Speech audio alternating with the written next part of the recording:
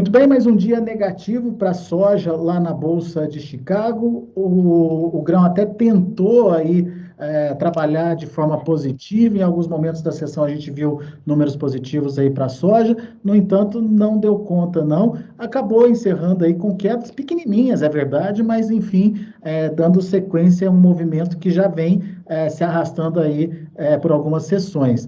A soja perdendo aquele patamar dos $9 por bushel e se distanciando cada vez mais dele.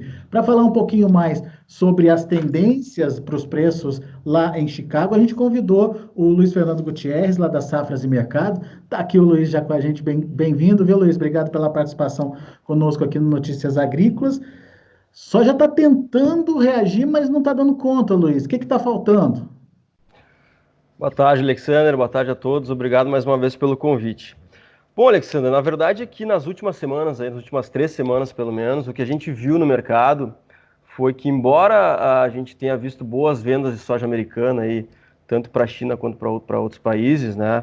No mês de julho foi um mês muito bom de vendas, praticamente 8 milhões aí de vendas para a próxima safra. A gente teve melhoras nas lavouras americanas, né? Uma melhora nas condições, melhoras importantes, inclusive. 3 semanas consecutivas aí de melhora nos índices das lavouras em boas e excelentes condições, melhoras também nos índices que estavam piores em alguns estados, e isso impediu, né, que a soja continuasse suportando a linha de 9. Aquela linha de 9 ela é muito frágil, né? A gente já vinha falando isso há um tempo, é uma linha de referência para o mercado, é uma linha que o mercado estava tentando segurar em cima das vendas e até em cima de condições não tão boas da safra americana, mas como agora as condições melhoraram e embora as vendas tenham continuado, a gente tem um momento de maior fraqueza. Então o mercado perdeu os $9 aí nas primeiras posições, está lutando para recuperar, mas eu acho que agora a gente tem um momento um pouquinho de maior fraqueza, digamos assim, em termos tanto fundamentais como técnicos, exatamente por essa melhora nas condições de lavouras, que deve levar naturalmente, agora semana que vem a gente vai ter o USDA, né, o relatório mensal, deve levar a uma elevação de safra americana. O fato é que a safra americana ela está se desenvolvendo muito bem. A gente, obviamente, tem alguns problemas localizados, mas eles são bem poucos e são localizados, como eu falei, e tudo nos leva a crer e acreditar que a safra americana ela vai vir cheia ou com poucas perdas. Então, essa questão de uma oferta maior nos Estados Unidos, nessa nova temporada aí, que começa a partir de setembro, com ainda algumas dúvidas com relação à demanda, aquela questão das compras, elas têm que continuar acontecendo, não se sabe se a China ainda vai honrar o acordo, parece que está tentando, mas ainda faltam muitos volumes, digamos assim, né, para a gente ver realmente a China honrando. Então, esses dois fatores impedem que Chicago ganhe patamares mais altos. Nessa semana, principalmente, a questão das condições é o principal fator aí de pressão para o mercado. No último relatório, o USDA previa aí uma produção de 112 milhões e meio, se eu não me engano, de toneladas de soja lá para os Estados Unidos. Com as condições favoráveis, esse volume tende a aumentar, Luiz? Tende. Na verdade, a gente já esperava um aumento um pouquinho maior no relatório anterior, né, até pela questão da área que tinha sido ajustada, e o aumento foi muito pouco. Eu acho que já dá para apostar uns 114. Eu acho que pode vir aí um ajuste um pouquinho mais relevante aí, porque a gente teve uma boa melhora, como eu falei, pelo menos 3, 4% aí de melhora em 3 semanas, 1% praticamente por semana.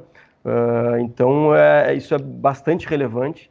E eu acho bem provável que a gente veja um ajuste aí superior a 1 milhão de toneladas no próximo relatório. Então, em se confirmando isso, naturalmente a safra vai para 113, 114 e quem sabe até mais, não sei. Acho que mais 115 aí já é um pouco de exagero. Mas que a safra americana está boa, está se desenvolvendo bem. O mês de agosto é um mês importante, a gente sabe, para o desenvolvimento da safra. E até o momento está tudo certo, o clima continua regular, a gente não vê faltas, né, generalizadas de umidade, são localizadas as faltas em algumas semanas, não existe nada, não existe um problema muito amplo nas lavouras americanas. Então, como o clima continua positivo também para as próximas semanas, é bem provável que a gente veja esse ajuste positivo aí sim. Mas esse novo patamar de produção é suficiente para fazer o preço cair em Chicago? Existe uma tendência negativa para os preços lá em função dessa maior oferta? Ou esse ajuste, digamos assim, já foi feito nos preços, com essas quedas que a gente viu recentemente? Os preços eles estão tentando, né, já se ajustar frente a isso. Naturalmente, quando o clima melhora ou as condições melhoram, já se prevê um aumento de produção. Então, os preços já automaticamente caem em frente a isso. Só que a gente não sabe qual que vai ser esse aumento, naturalmente. Então, daqui a pouco o mercado espera 1 milhão e vem 2 milhões de aumento, aí tem espaço para o preço ter um ajuste negativo ainda maior. Então, acho que o momento é um pouquinho mais delicado nesse sentido, porque realmente a gente pode ser surpreendido pelo USDA.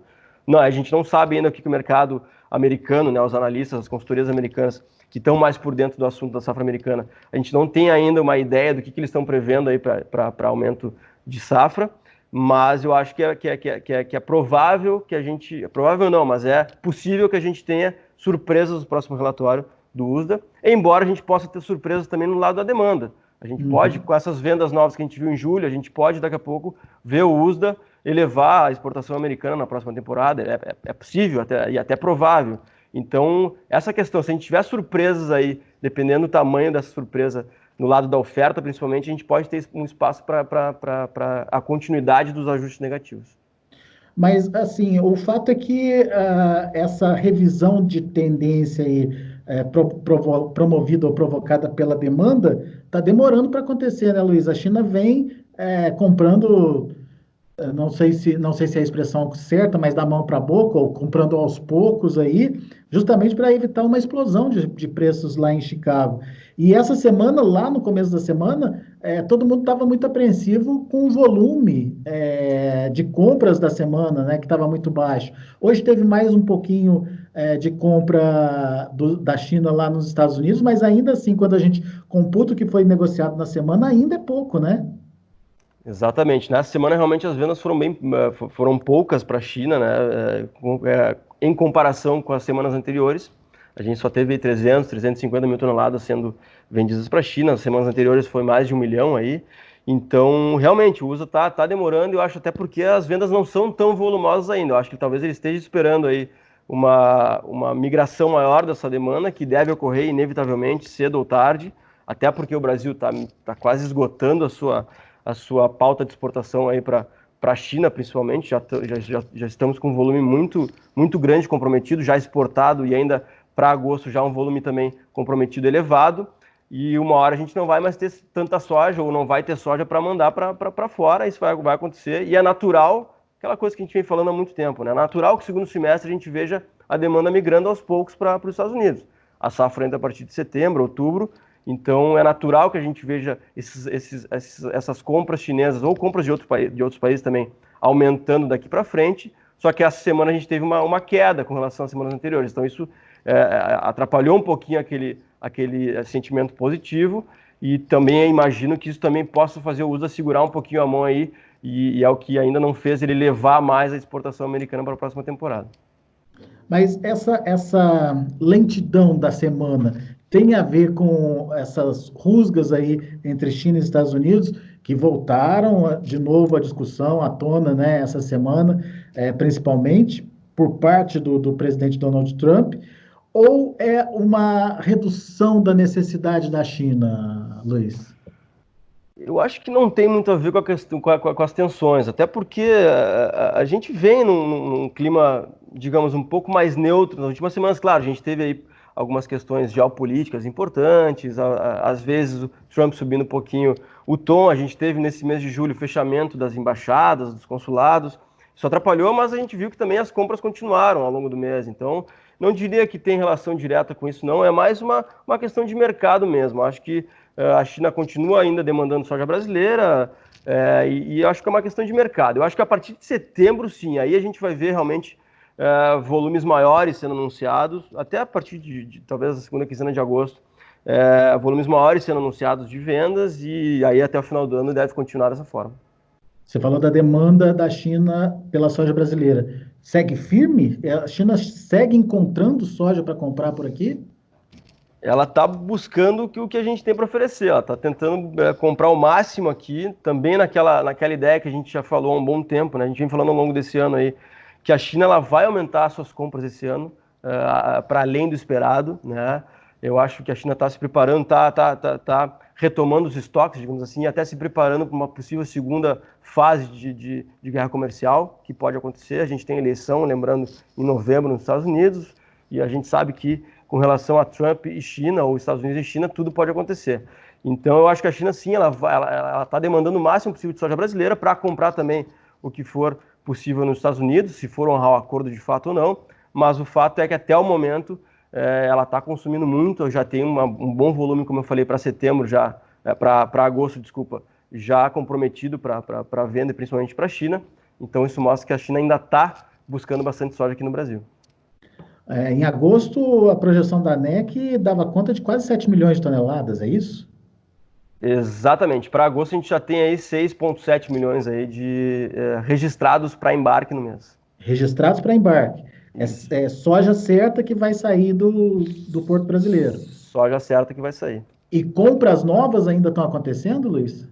Sim, algumas compras novas ainda estão acontecendo. Claro que boa parte aí de soja que já saiu da mão dos produtores e está na mão da indústria ou da trading, elas estão colocando aos poucos ou no mercado interno ou no mercado de exportação. Isso depende muito também de questões de mercado. Mas vendas para exportação, sim, ainda estão acontecendo. Claro que não no ritmo do primeiro semestre, obviamente. Aquela tendência de diminuição de ritmo deve se confirmar, não tem, até porque a gente não tem como manter o mesmo ritmo, a gente não vai ter soja suficiente para manter o mesmo ritmo, mas vendas para exportação ainda ocorrem sim. O que justifica essa alta dos prêmios, então? Sim, justifica muito a alta dos prêmios, é totalmente ligado a isso, né? Só que ao mesmo tempo a gente já percebe prêmios no mercado interno, prêmios no interior, digamos assim, ou para deixar a soja no Brasil, sendo pagos acima da exportação. Então isso mostra também que a briga é grande, a gente tem pouca soja disponível, pouquíssima soja até a entrada da próxima safra, a gente vai virar o ano aí realmente com estoques muito apertados. Isso também explica o porquê dos preços estarem elevados, preços muito altos, preços recordes praticamente semanalmente aí, muito em cima dessa questão dessa briga pela pouca oferta que a gente tem no Brasil, esses prêmios aí cada vez mais fortes. Mas tem essa possibilidade do prêmio continuar subindo? Sim, eu diria que a tendência é de prêmio continuar subindo. Para a safra disponível, principalmente, naturalmente, né? Safra nova, os prêmios também estão subindo nas últimas semanas. A gente já tem prêmios muito bons para a safra nova. Aí para março já se paga acima de 60 nos portos, que são prêmios muito elevados para essa época do ano. Então eu acho que a oportunidade não tá só para o restante da safra disponível, que é pouca, a gente deve ter 5% aí disponível para vender, ou na mão do produtor ainda. Mas também para a safra nova, o momento é muito positivo. Preços nos portos para 2021 já estão na casa de 110, são preços inimagináveis para fechar uma safra antecipadamente. Então, realmente, eu acho que o momento segue sendo de oportunidades e principalmente para a safra nova aí que tá oferecendo aí uma boa rentabilidade já para o produtor. É hora, então, de participar, na sua opinião? Safra nova, acho que sim. Acho que safra disponível, como eu falei, tem muito pouca oferta disponível para o resto do ano. Eu acho que a gente tem espaço para o preço continuar subindo mais forte ainda, com um ritmo um pouco melhor do que a safra nova. A safra nova vai depender da safra americana, se vai ser 112, se vai ser 115, se vai ser 118, sei lá. Vai depender da demanda chinesa, se ela vai migrar mais forte ou mais fraco. Então ainda tem algumas incertezas grandes com relação à safra nova, a comercialização da safra nova.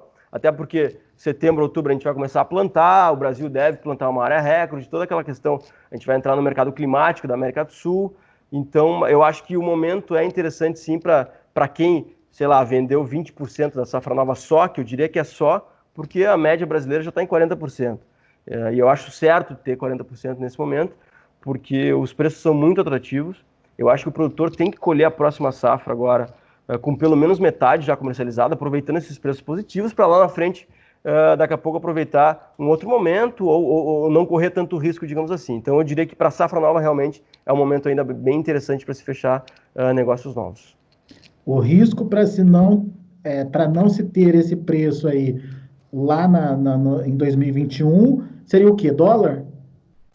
Dólar e as produções, né? Daqui a pouco o Brasil colhe uma safra cheia, daqui a pouco a China migra demais a sua demanda para a safra americana, ou a gente tem uma segunda fase de acordo, ou a gente tem, enfim, uma melhora na relação entre os países, daqui a pouco a gente não vai ter toda a demanda chinesa que a gente teve nesse ano, são possibilidades, tá? O mercado está aberto, né? E com relação à guerra comercial, como eu falei, tudo pode acontecer. Então eu acho que Existe um risco para o ano que vem, claro, de o preço estar um pouco mais baixo, é óbvio, a gente está trabalhando com preços muito altos, mas o preço de 110 aí nos portos hoje em dia para a gente fechar uma safra nova é excelente, né? A gente estava com 110 na safra disponível há alguns meses atrás, eu consigo vender safra nova a 110 já agora. Então, são questões realmente que indicam que o mercado está muito favorável para o lado do vendedor, e eu acho que, como eu falei, se ainda não se vendeu pelo menos 20%, eu acho que deve-se continuar vendendo aos pouquinhos, escalonadamente, como a gente fala, para ir aproveitando esses preços que são realmente muito positivos. Mas a questão do câmbio que tu perguntou, sim, é também uma questão que a gente tem risco, é muito difícil prever câmbio, embora tudo indique que a gente tenha mais, tudo indique não, mas hoje em dia o ambiente está mais favorável para a manutenção de um câmbio elevado do que realmente a gente vê um câmbio abaixo de 5. Então eu diria que pelo menos até a entrada da safra nova aí, a gente deve ter um câmbio aí pelo menos acima de 5, com maior chance aí do que um câmbio abaixo de 5. Há quem diga, há quem defenda que a participação deve ser feita com proteção, ou seja, ou se protegendo de alguma forma, ou fazendo uma venda casada aí, trocando por insumos, por exemplo. É a sua recomendação também, ou dá para ter estratégias diferentes aí?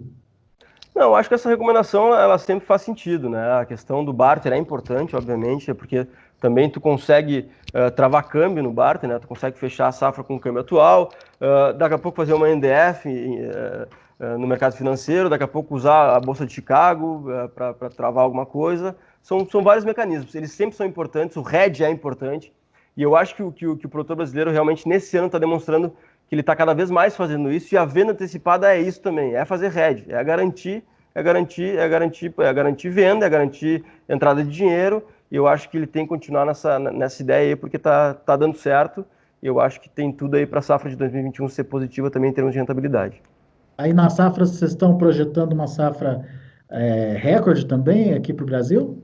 Sim, mais de 131 milhões de toneladas, área Ó, recorde de novo, subindo em todos os estados, e se o clima permitir, naturalmente, a gente vai colher mais que 130 milhões com certeza. muito bem. Luiz Fernando Gutierrez, muito obrigado, viu, pela sua participação aqui com a gente no Notícias Agrícolas e volte sempre, Luiz. Obrigado, Alexander, um abraço, até a próxima. Valeu, grande abraço.